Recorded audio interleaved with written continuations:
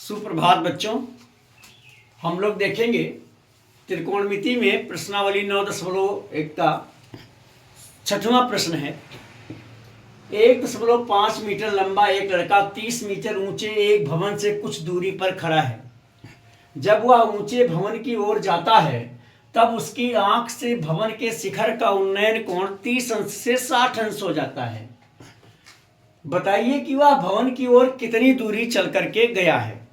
तो अब हम प्रश्न पहले अच्छी तरह से समझ में आना चाहिए, तब जो है सॉल्व करने में हमें कोई प्रॉब्लम नहीं होगी। और अगर प्रश्न नहीं समझ में आता है तो दिक्कत होगी। मान लीजिए ये भवन है जिसकी ऊंचाई इन्होंने लिखी है 30 मीटर।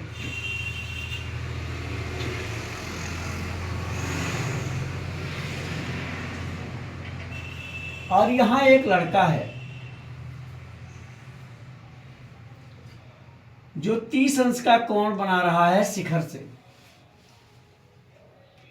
और ये जो है लड़का चूंकि जमीन पर खड़ा है इसलिए ये इसकी आंख है। अब ये कुछ दूरी पर मान लीजिए चल करके आया और यहां से जहां पहुंचने पर इसका जो शिखर का उन्नयन कोण था वो 60 अंश का हो गया। अब हमें यह बताना है कि लड़का कितनी दूरी भवन की ओर चल करके आया। ये भवन है ए, बी और सी, डी और ये ई एफ। ये जमीन है ई एफ जहां वो खड़ा है 1.5 मीटर की ऊंचाई पर है, लेकिन भवन यहां जमीन पर बना है इसलिए ये पूरी जो उसकी ऊंचाई है बालक की वो इसमें से घट जाएगी। यानी अब जो भवन की ऊंचाई दोबारा बचेगी वो बचेगी 28.5 मीटर ये बचेगी। पहले हम घटा देंगे तो यहां हम हल में लिखेंगे कि माना भवन की ऊंचाई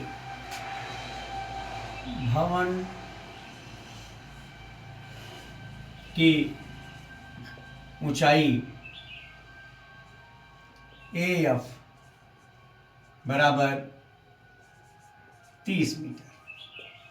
लड़के की लंबाई वो हमारी ये मान लीजिए बी एफ हो जाएगी। बी एफ ये बराबर हो जाएगी 1.5 मीटर। और ये बराबर हम ई और डी भी लिख सकते हैं। ई और डी भी लिख सकते हैं क्योंकि बालक तो यहाँ खड़ा है। ई और डी, ई बी एफ और ई डी दोनों बराबर हैं इसलिए हमने वहाँ ये बी एफ लिख लिया।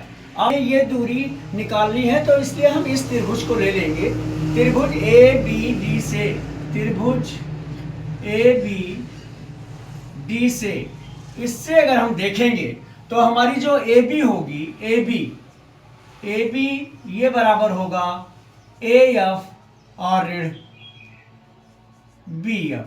ये बराबर हो जाएगा 30 और -1.5 इक्वल टू आएगा 28.5 मीटर। ये ए बी जो हमारा आया ये 28.5 मीटर आया। अब हम इस त्रिभुज में हमें ये लंब है और ये आधार है, हमें ये निकालना है इसकी दूरी। पहले हम इसकी दूरी निकाल लें फिर इतनी दूरी निकाल लें तो मुझे पता चल जाएगा कि कितनी दूरी वो चल करके आया है। इसलिए पहले हम इसकी दूरी निकालते हैं तो ये हो जाएगा लंब बटा आधार ये होता है tan थीटा। लंब हमारा है या हम आधार बटा भी लंब लिख सकते हैं, आधार बटे लंब लिख सकते हैं। तो आधार बटे लंब होगा तो ये cot थीटा हो जाएगा। हम दोनों से निकाल सकते हैं, कोई दिक्कत नहीं होगी। तो पहले हम जो है ये ए बी बटा बी डी ये हो जाएगा tan, और यहाँ जो मान दिया है tan थीटा होता है इसलिए यहाँ 30 अंश है तो हम ये लिख लेते हैं। अब हमें बी डी फाइंड करना है। बी डी जानने के लिए हमें क्या करना होगा, ए बी में इससे भाग हो जाएगा यानी बी डी बराबर होगा ए बी हमारा दिया है 28.5 और बटे हो जाएगा tan 30 अंश का मान होता है, हमें याद होना चाहिए। अगर tan 30 अंश का मान नहीं याद है तो sin 30 अंश का याद हो और cos 30 अंश का याद हो तो भी हो जाएगा, क्योंकि sin अपान cos बराबर होता है tan। तो sin 30 अंश का मान 1/2 और cos 30 अंश का मान √3/2, तो दोनों का 2 कट जाएगा और tan 30 अंश का मान आएगा 1/√3। तो यहाँ हम लिख दें 1/√3।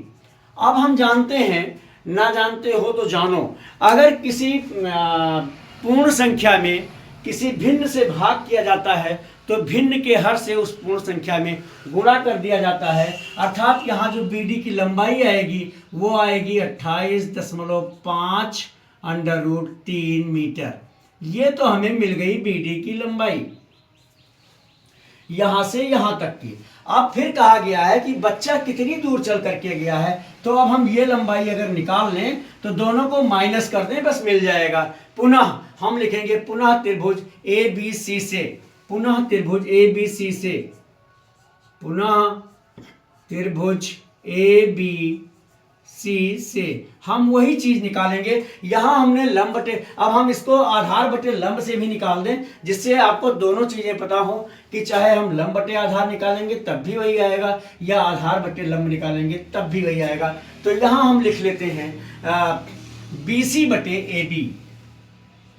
हमें BC याद करना है, तो BC बटे AB, BC आधार है यहां और ये लंब है, तो आधार बटे लंब बराबर होता है cot थीटा। तो यहाँ cot 60 अंश का मान थीटा की जगह 60 लिख लेंगे और हमारा हो जाएगा BC बराबर हो जाएगा AB का मान दिया हुआ है 28.5, तो हम उसको लिख लेंगे 28.5 और गुणे हम cot 60 अंश का मान जान लेंगे। तो cot 60 अंश का मान जानने के लिए cos 60 अंश बटे sin 60 अंश भी हम लिख सकते हैं। तो cos 60 अंश का मान होगा 1/2 और sin 60 अंश का मान होगा √3/2, फिर वहां 2 कट जाएगा, फिर वही आएगा 1/√3। sin 60 अंश का 60 अंश का मान, cos 60 अंश का मान जो आएगा वो आएगा 1/2 और sin 60 अंश का मान जो आएगा √3/2, तो वहां हम गुणा कर देंगे 1/√3 से, 1/√3। अब हम ये हमारा जो आएगा BC बराबर वो आएगा 28.5/√3। अब इसका हम परमीयकरण कर दें, चलिए नीचे जगह नहीं है, हम थोड़ा इधर ले आते हैं। परमीयकरण करने के लिए क्या होगा, नीचे √3 है, BD बराबर 28.5, नीचे √3 है इसलिए ऊपर और नीचे दोनों जगह हम √3 से गुणा कर दें, √3 और गुणे √3, तो ये आ जाएगा 28.5 गुणे √3 और बटे आ जाएगा 3। अब 3 से इसमें भाग करें तो 3 9 27, एक बच जाएगा, 0.15 है, तो ये 3 एकम 3 और 3 9 27 और एक बचा दशमलव के बाद 5 इसलिए दशमलव लगा लीजिए, 15 हो गया, 3 5 15। इस तरह से यहां आएगा 9.5 √3 मीटर। अब हमें BC चाहिए था, BD नहीं BC, ये BC है। अब हमें BC मिल गया। अब कितनी दूर चल करके गया है वो हमें, अगर हम BD में से BC निकाल दें तो मिल जाएगा, ठीक है।